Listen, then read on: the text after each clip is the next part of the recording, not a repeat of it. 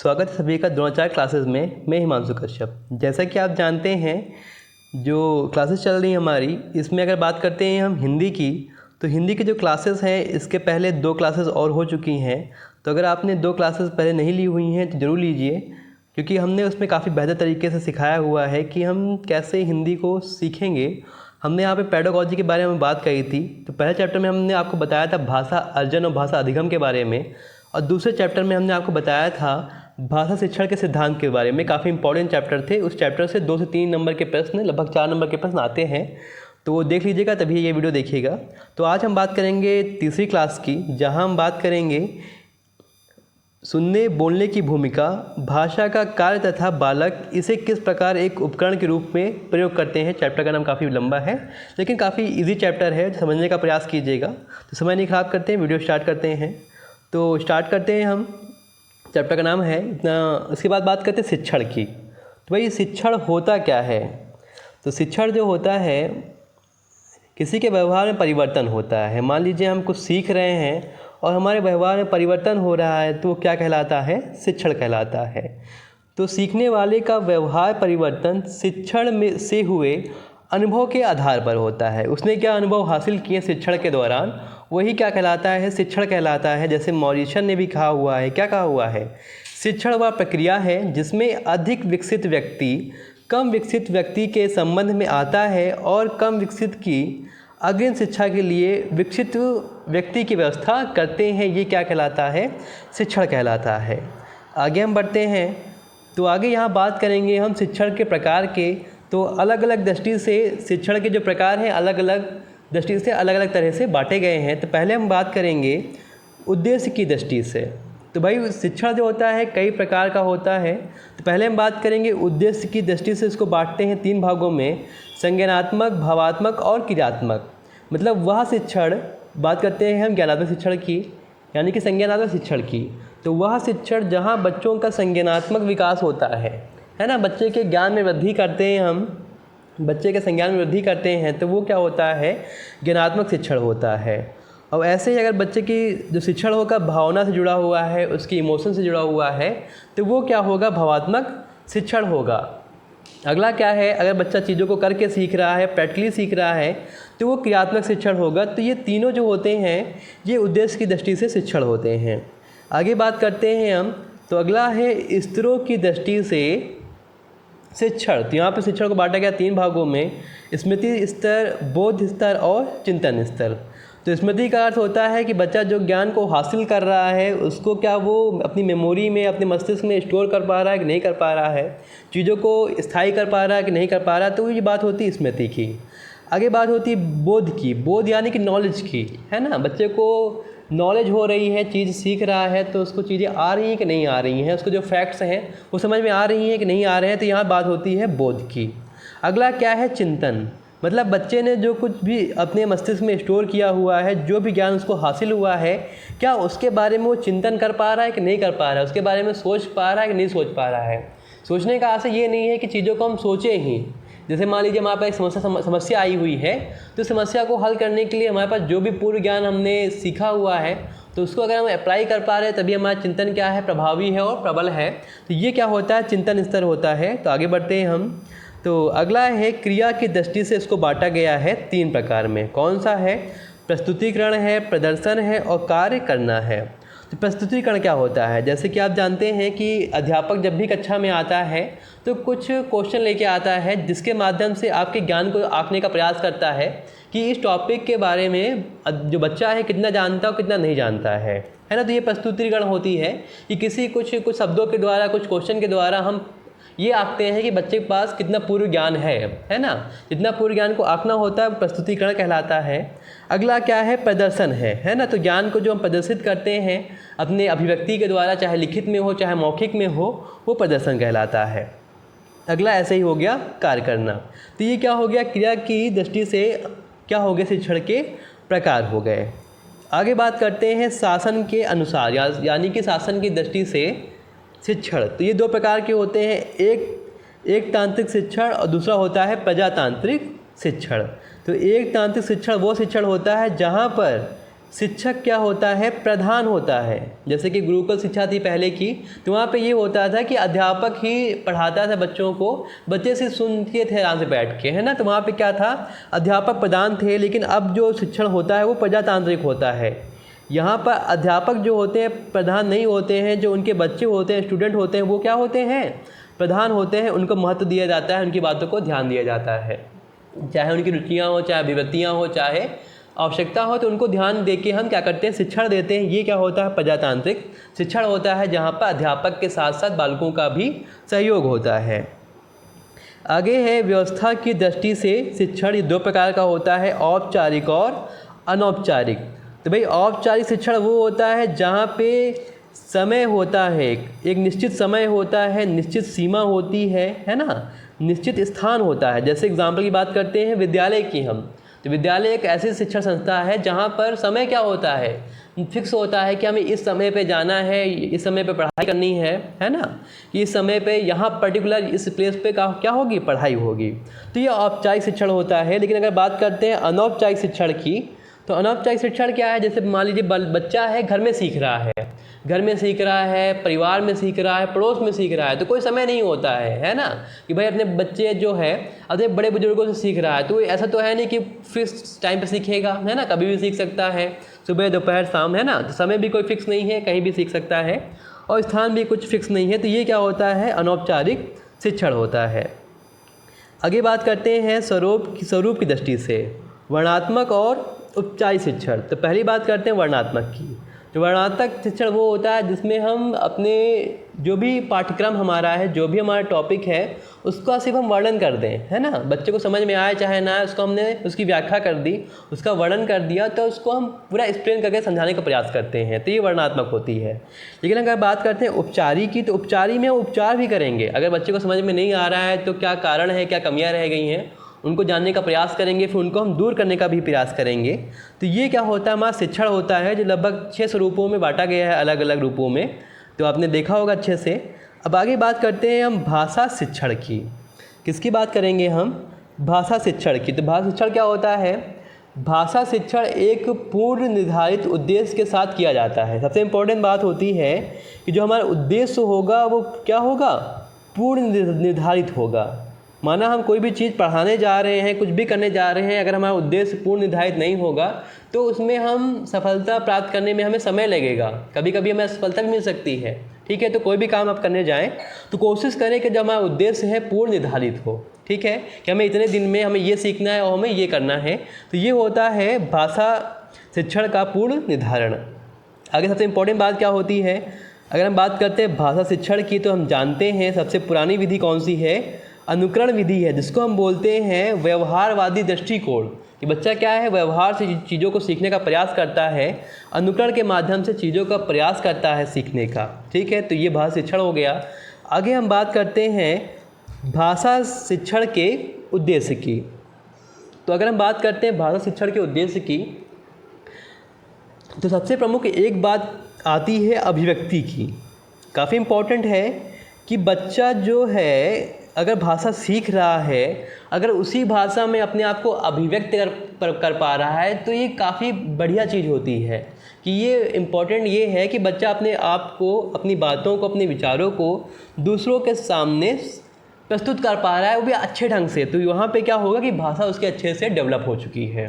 पहला पॉइंट तो ये हो गया। दूसरे पॉइंट की बात करते हैं तो सुनकर समझने की क्षमता का विकास करना।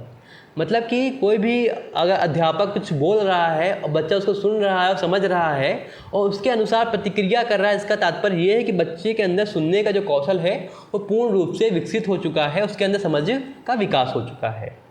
अगले पॉइंट की बात करेंगे हम, तो पढ़कर समझने की क्षमता का विकास करना, है ना। तो ये नहीं है कि अगर बच्चा पढ़ रहा है, ठीक है, और पढ़ने के साथ साथ उसका अर्थ को समझ रहा है, उसके अंदर क्षमता आ चुकी है कि वो समझ उसके अंदर स्थापित हो चुकी है कि वो पढ़कर चीज़ों को जान सकता है। तो ज़रूरी नहीं है कि बच्चा चीज़ों को सही ही पढ़े। अगर हकला रहा है, तुतला रहा है, या फिर कहीं रुक रहा है, ठहर रहा है, शब्दों का उच्चारण बार बार कर रहा है, तो वो ज़रूरी नहीं है। हमारी ज़रूरी क्या है कि बच्चा समझ कर पढ़ रहा है हमारे लिए आवश्यक है ना। वर्तनी में गड़बड़ हो रही, बोलने में गड़बड़ हो रही है या कुछ भी गड़बड़ हो रही तो उस पर ज़्यादा हम ध्यान नहीं देंगे। इम्पॉर्टेंट क्या है कि समझ कर पढ़ना। आगे सबसे इम्पॉर्टेंट बात हमने पहले ही बोल दी अभिव्यक्ति की, कि सहज अभिव्यक्ति के साथ अपनी बातों को क्या होगा, रखना बहुत आवश्यक है भाषा शिक्षण के उद्देश्य में। आगे बढ़ते हैं हम। अगर बात करते हैं हम लेखन की बात करते हैं तो लेखन में भाई हमारी जो राइटिंग है, हमारा जो लेख है, ज़रूरी नहीं है कि जो हमारा लेख हो सुलेख हो, सुंदर लेख हो, ज़रूरी नहीं है। भाई बच्चा अपने भावनाओं को, अपने विचारों को अगर लिख पा रहा है, अच्छे से प्रस्तुत कर पा रहा है तो हमारे लिए यही इम्पॉर्टेंट है। लेकिन इम्पॉर्टेंट यहाँ पर ये होगा कि बच्चा जो भी कुछ लिख रहा है वो अर्थपूर्ण हो, है ना भाई। ये ना हो कि बच्चा निरर्थक लिख रहा है चीज़ों को, अर्थपूर्ण हो, पूरा एक वाक्य का अर्थ हो या पूरे गद्यांश का पूरा अर्थ हो। बच्चा अगर ये लिख पा रहा है तो बच्चा हमारे लिए क्या है कि बच्चे के जो उद्देश्य था लेखन का वो अच्छे से परिपूर्ण हो गया, बच्चे को लेखन कौशल अच्छे से आ चुका है। ऐसे पढ़ने की बात हो गई। पढ़ने की बात करें हम, पठन की बात करें तो पढ़ने में क्या होता है कि अगर बच्चा लिखी हुई सामग्री को अर्थ के साथ, समझ के साथ समझ रहा है या समझने की क्षमता उसके अंदर विकसित हो गई है तो हम ये कह सकते हैं कि बच्चे के अंदर पढ़ने की क्षमता जो है वो आ चुकी है, उसके अंदर जो पठन कौशल है वो अच्छे से विकसित हो गया है। आगे बात करते हैं। अगला है भाषा का वैज्ञानिक आधार। जो वैज्ञानिक आधार होता है, क्या होता है कि समझने की क्षमता को विकसित करना। सबसे मेन इम्पॉर्टेंट तो यही होता है कि अगर बच्चा समझ रहा है चीज़ों को तो ये आवश्यक होगा, है ना। स्पष्ट और व्याकरण शुद्ध, व्याकरणनिष्ठ कुछ भी नहीं होता है। मेन चीज़ क्या होता है, समझ होती है। आगे बढ़ते हैं हम। और सबसे इम्पोर्टेंट बात क्या होती है, सृजनात्मकता का विकास करना।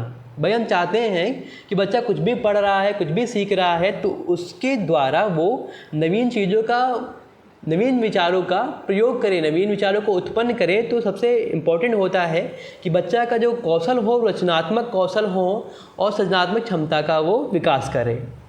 ये बात हो गई।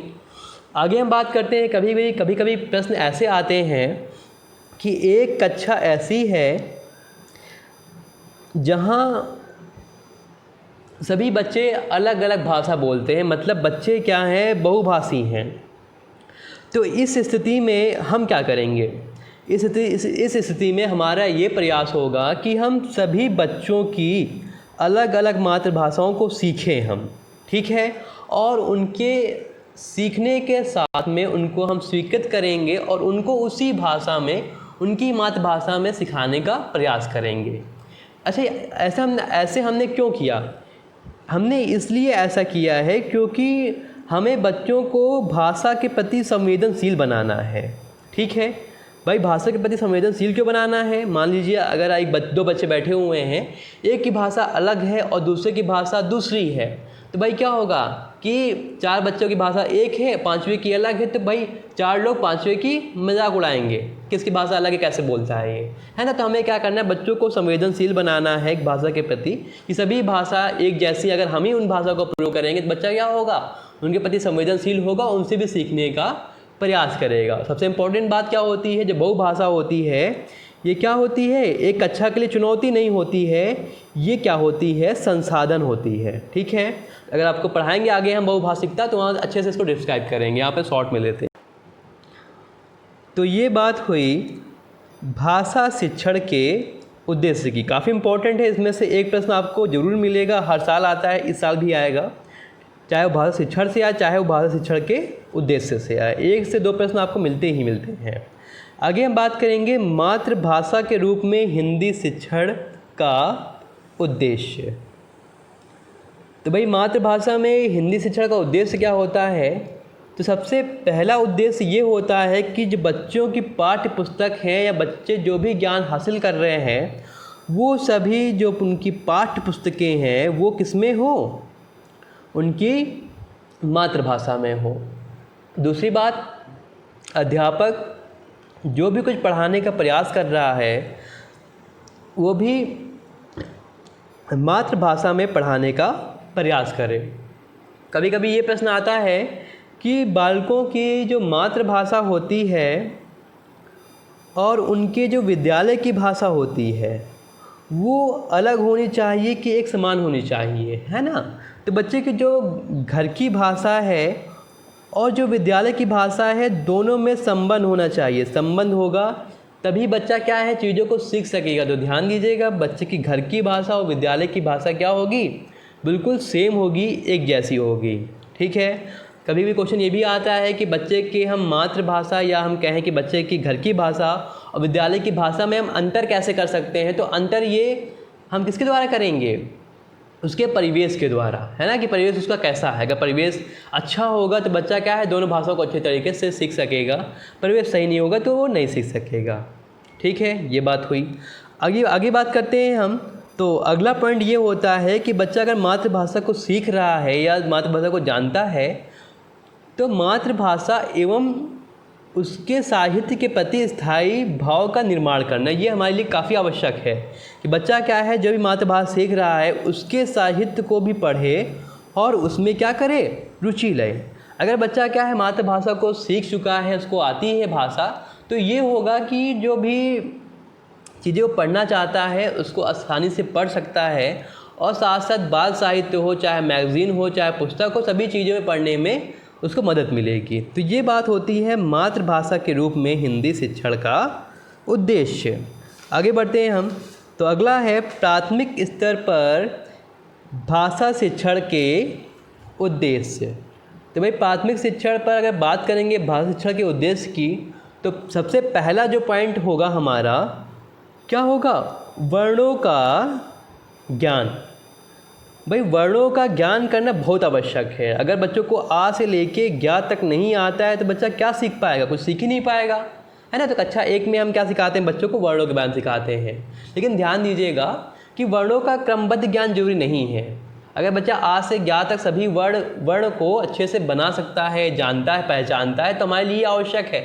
ज़रूरी नहीं है कि बच्चों चीज़ों को सभी वर्णों को आ से लेकर ज्ञा तक कंठस्थ याद करें, ये हमारे लिए जरूरी नहीं है। क्रमबद्धता जरूरी नहीं है, बस अगर बच्चा वर्णों को जानता है तो हमारे लिए क्या है, ज़रूरी है। पहला पॉइंट ये हो गया। आगे बात करते हैं स्तर अनुकूल शब्दों को समझने एवं बोलने का शक्ति का विकास करना। पहले हमने सबसे पहले ही बोल दिया कि स्तर अनुकूल। भाई स्तर अनुकूल क्यों, भाई कक्षा 1 का बच्चा है तो उसको हम कक्षा 1 के स्तर के ही शब्द सिखाएंगे, ऐसा तो है नहीं कक्षा 2 के शब्द सिखाएंगे हम, है ना। तो ध्यान दीजिएगा कि हमें स्तर अनुकूल ही शब्द या व्याकरण हमें सिखानी है। हाँ, बात व्याकरण की आ गई तो हमने आपसे पहले ही कहा है कि व्याकरण को हमें ध्यान ज़्यादा नहीं देना है। मान लीजिए हम कोई पाठ पढ़ा रहे हैं, ठीक है, हमने कोई पाठ पढ़ाया तो पाठ से संबंधित जो भी व्याकरण आ रही है हम वो समझाएं, ठीक है। हमें व्याकरण की कोई अलग पाठ्य पुस्तक की ज़रूरत नहीं होती है। हमें यहाँ पे प्राथमिक शिक्षण में आपने देखा होगा कि व्याकरण की कोई दूसरी बुक नहीं होती, हिंदी पार्ट 2 कुछ भी नहीं होता है। हमें बच्चे की एक ही पुस्तक में जो भी चीज़ें होती हैं, कविता होती हैं, कहानियाँ होती हैं, उनको सिखाना होता है और उन्हीं से संबंधित हमें गद्यांश अभ्यास करानी होती है। अभ्यास में शब्दार्थ होते हैं, पर्यायवाची होती हैं, विलोम होते हैं, मुहावरे होते हैं, है ना। तो उसी से संबंधित हमें बच्चों को सिखाना होता है, हमें व्याकरण अलग से नहीं सिखानी होती है। तो ये बात होगी व्याकरण की। ये अगला चैप्टर हमारा व्याकरण का ही होगा तो उसको हम अच्छे से डिस्क्राइब करेंगे वहाँ पे।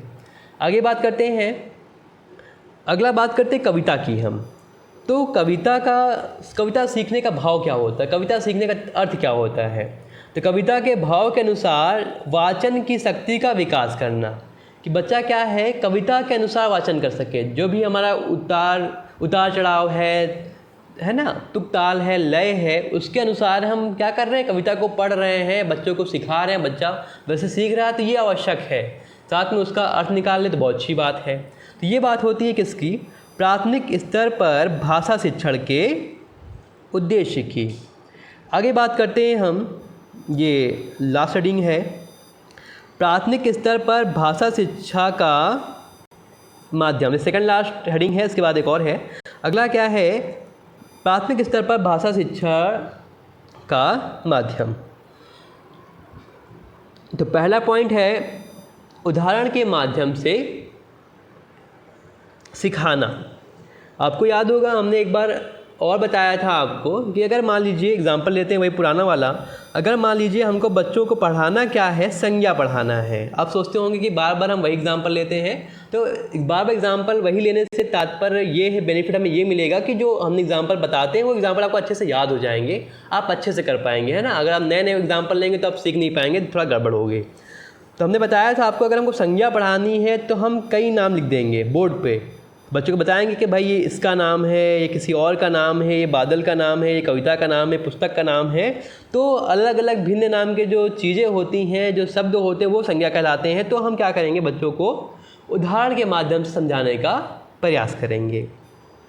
आगे क्या है, अगला है शिक्षा खेल विधि का प्रयोग करके। तो भाई हम बच्चों को खेल विधि का प्रयोग करके बच्चों को सिखाएंगे। अगर बच्चों को हमें छोटा बड़ा सिखाना है तो उनके लिए हम क्या करेंगे, चार्ट लेके आएंगे, मॉडल लेके आएंगे, है ना, खिलौने लेके आएंगे और उसके माध्यम से बच्चों को सिखाने का प्रयास करेंगे। अगला क्या है, उचित शिक्षण सहायक सामग्री का प्रयोग करना। तो जिन भी शिक्षण सामग्रियों का आवश्यकता होगी उनको हम लेकर आएंगे, उनसे हम पढ़ाने का प्रयोग करेंगे।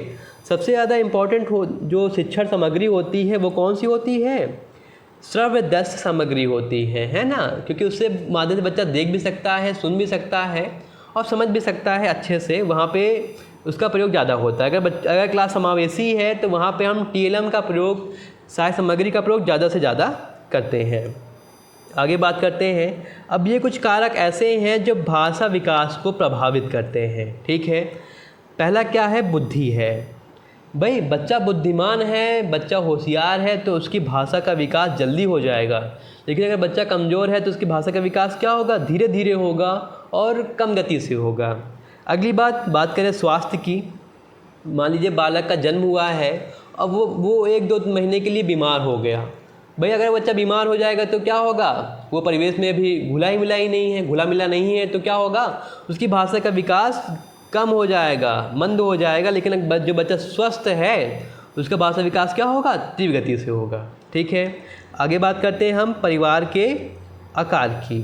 भाई परिवार में 2 लोग हैं, परिवार में 1 या 2 लोग हैं तो बच्चा क्या है, बच्चे की भाषा विकास कम गति से होगा। क्यों, क्योंकि यहाँ पे बच्चे को बोलने का, बातचीत करने का अवसर कम मिलेंगे। भाई 2 ही लोग हैं, 1 लोग जॉब पे चले गए।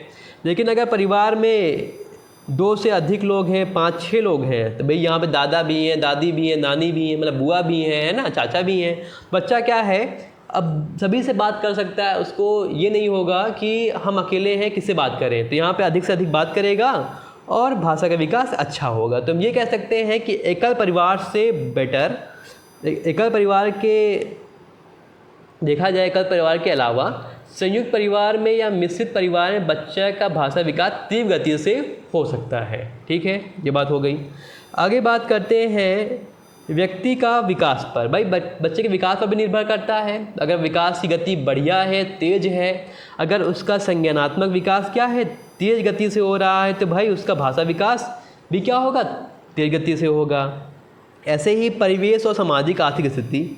भाई बच्चा अगर हिंदी भाषी क्षेत्र में है और वहाँ पे हिंदी नहीं बोली जा रही है, हिंदी में लोग हिंदी बोलते तो हैं लेकिन गड़बड़ बोलते हैं, है ना, गलत शब्दों को बोलते हैं, उच्चारण गलत है, तो क्या होगा, बच्चे का उच्चारण भी गलत हो जाएगा, बच्चे गलत शब्दों को सीख जाएगा, है ना। तो हमें क्या करना है, बच्चे का जो परिवेश है और सामाजिक आर्थिक स्थितियाँ हैं उसको भी काफ़ी बेहतर करेंगे, तभी बच्चा क्या है, चीज़ों को अच्छे से सीख सकेगा। आगे बात करते हैं द्विभाषिक स्थिति। भाई द्विभाषिक स्थिति लोग कहते हैं ये अच्छी होती है, कुछ लोग कहते हैं गलत होती है, हम बताते हैं अपने दृष्टि से।